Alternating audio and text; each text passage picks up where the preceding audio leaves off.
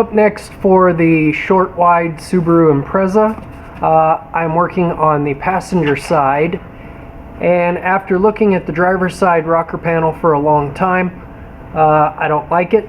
I'm going to cut it off and redo it. I was trying to copy the 22B style rocker, and it is a pretty decent copy, but I don't like it. I'd prefer a more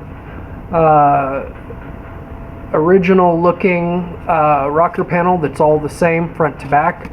So I made a tracing of the rocker panel at the rear wheel opening, and what I'm going to do is build a new piece of sheet metal that will follow that shape and essentially just be 2.5 inches wider. This is exaggerated, so I got a new tool. It's an Eastwood Bead Roller. This is not a paid promotion, but I'm going to use it rather than the sheet metal brake because the panel is 6 foot 6 inches long.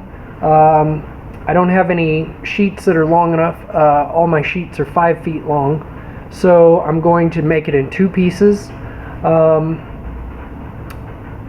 And I'm going to put a 90 in here with the bead roller, and then I'm going to make both of these shapes here on the bead roller, and hopefully it will go right. It's my very first attempt. So this shape right here, 2.5 inches wider, and then I will drill some holes in this and plug weld it to the existing rocker panel. I'm not going to weld it flat against the inside. These are hard inside corners, don't weld very well. So I'm going to plug weld it. That way the rocker has a little bit more support, and I'll still have an area where I can jack the car up. Although later on I am going to put a jack point on the front and rear bumpers. But for most things you need to be able to jack the car up in its original locations. So I'm going to do that. So that's the project today, is to make this. There's the side of the Impreza. So before I start, I'm going to get all this Chevy junk out of the way. And then go to cutting and grinding and welding.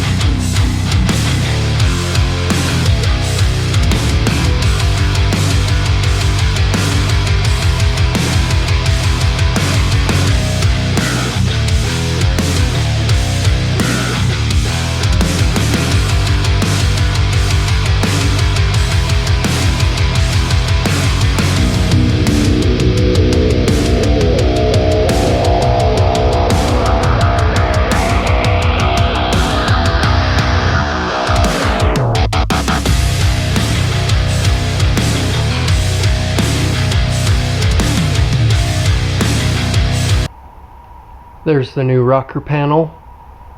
The shape is very similar to original.